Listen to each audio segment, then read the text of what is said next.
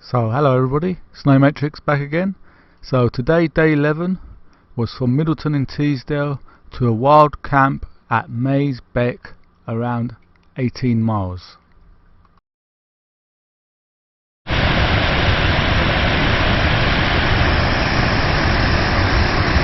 So this is low force Teesdale. I'm heading up towards high force, probably tomorrow. The weather holds out. Turns out high force is only 1.5 miles away, so I'll be seeing that today.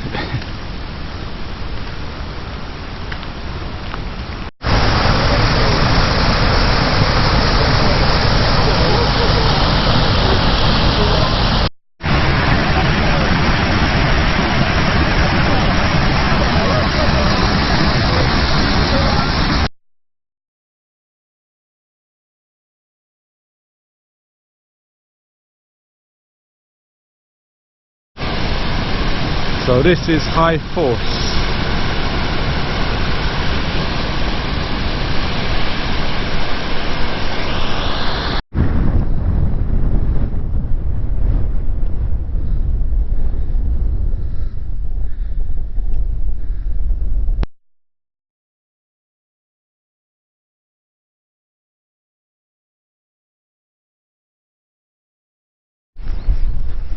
See how more remote Pennines are getting now.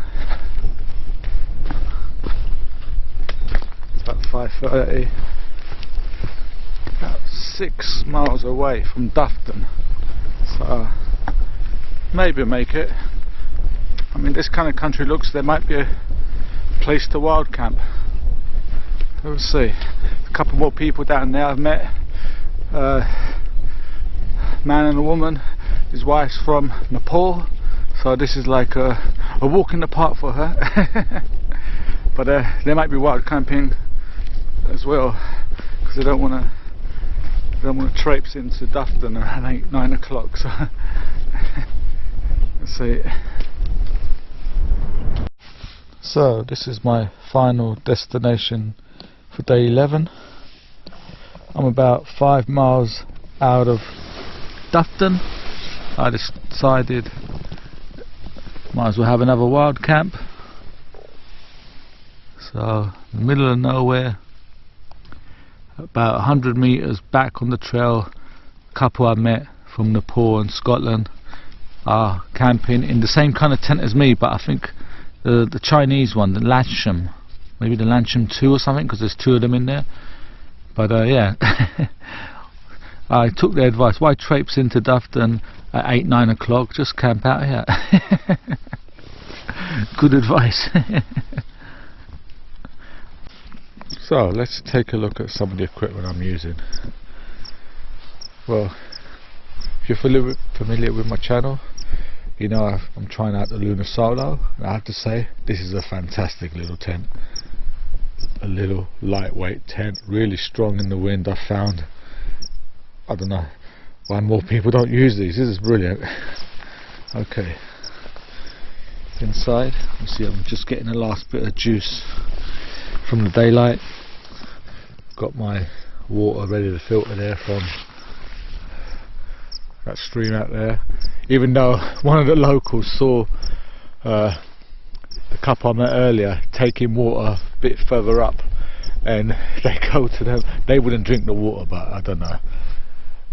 As the Nepalese woman said, she's from Nepal and she can drink she'll drink it, no problem. So anyway, just to make sure, I'm gonna boil it and tablet it as well, then put it through the soil as well. So that's three systems. Okay. Inside, see, I keep a messy camp. That's why I like having dry bags, just so I can stick everything in there. Mind you, Trino 200, 600 grams, comfortable to 0 degrees, keep your light at -7. Brilliant kit there. I'm using the Simmat HL medium from Exped, 350 grams, overkill for July, -7 or 12 I think, limit. It's got synthetic insulation inside as well. my down pillow with some clothes. This is brilliant, much better than those inflatables. I'm using that forever now. Well, I might even buy a bigger one or one with synthetic insulation. As you can see, also plenty of room in here.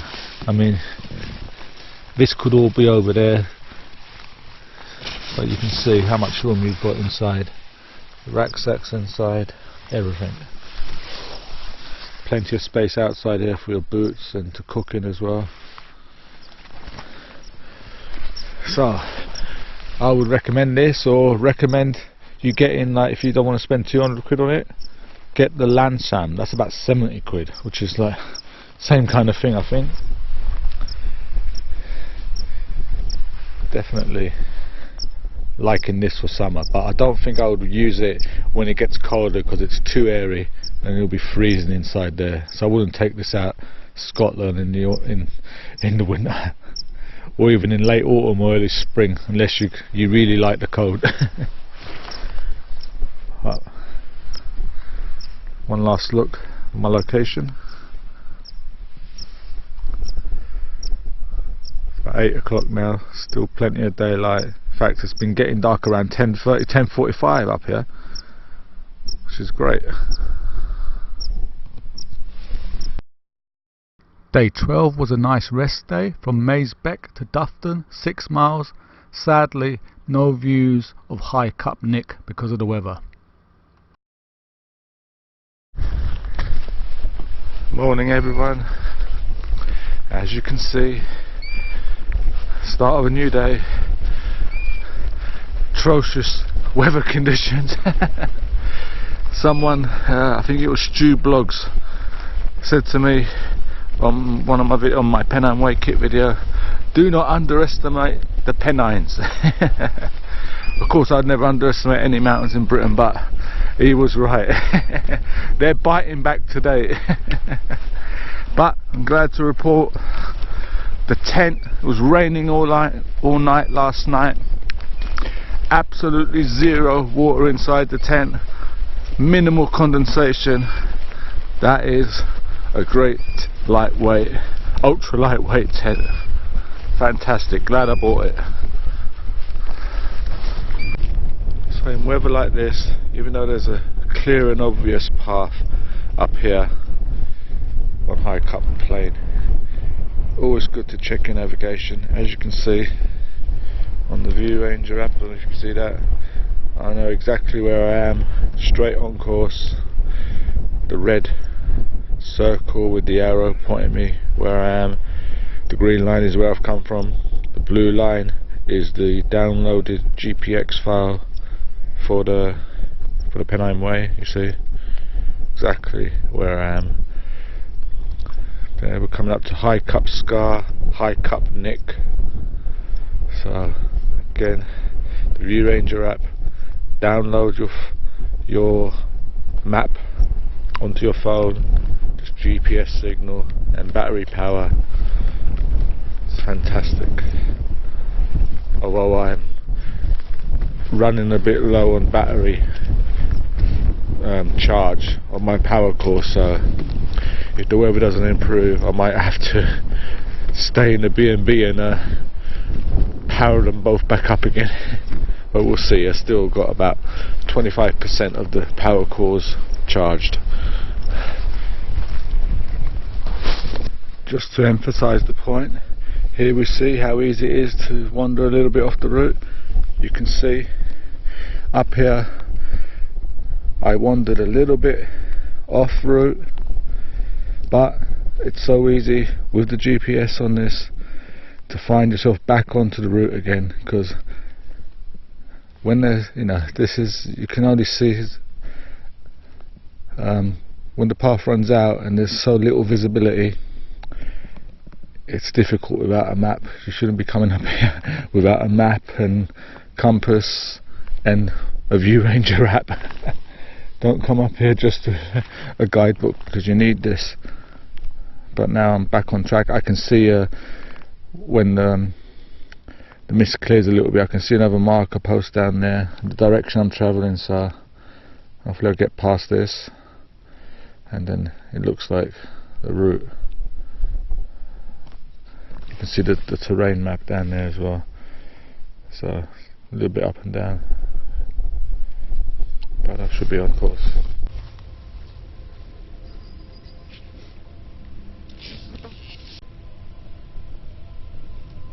Here I am, set up in Dufton. Kind of a rest day. Only done 6 miles today. Just having a little break.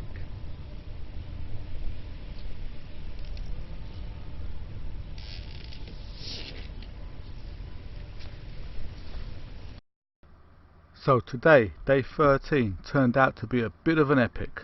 I was planning to camp at the campsite in Alston, but a meeting at the end of the day with a couple in a fish and chip shop, they told me that they'd just been turned away from that campsite, so there was an emergency wild camp a couple of miles outside Alston in a farmer's field. Because I'm going to take a chance of being turned away too, because I had a tent like them. Another day. Here's the route up into the fells. Today will be the highest and most exposed part of the walk, crossing some big fells, Knock Fell, Cross Fell and beyond. You see some people ahead of me, a few cows on the path. Hopefully it's a nice day. The weather forecast has changed, supposedly getting better throughout the next few days, so let's see.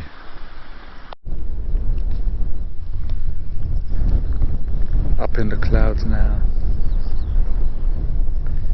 As you can see, Pennine Way path heads that way onto even higher ground. Coming up to Knock Hush. Sadly, cloud hasn't been burnt off by the sun yet. Hopefully it will later on, but no views. It's just luck of the draw. I'm at Knock Old Man. Seems like a funny name for a hill. No views again. Coming up to the heights, and out of nowhere the cloud has just evaporated and it's opened up views. You can see the sun coming through. I can just see now where I am, and this is a high plateau.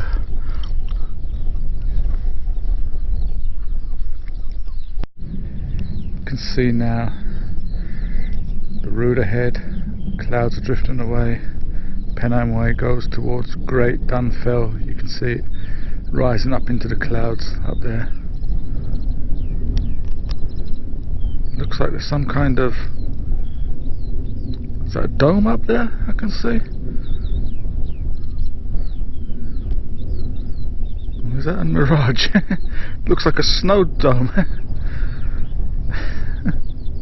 Let's see.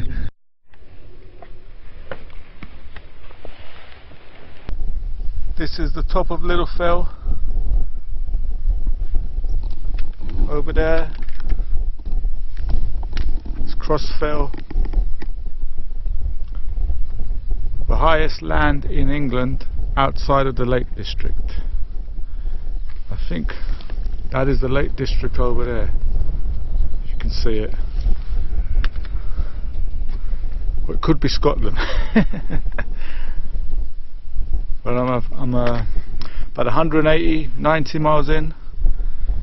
Another 90 or so to go maybe. So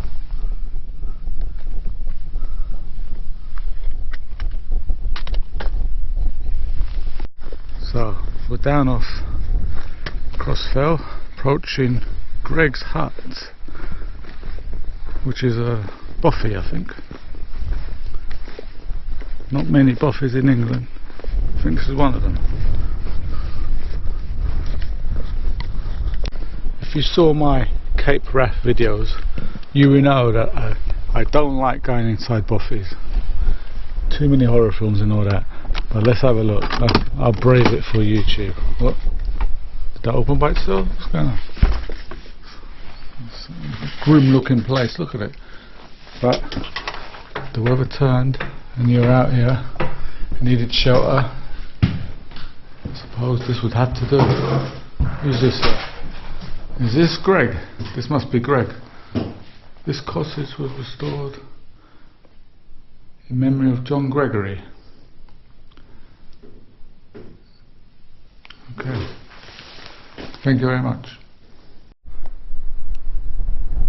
So I'm on the Corpse Road now.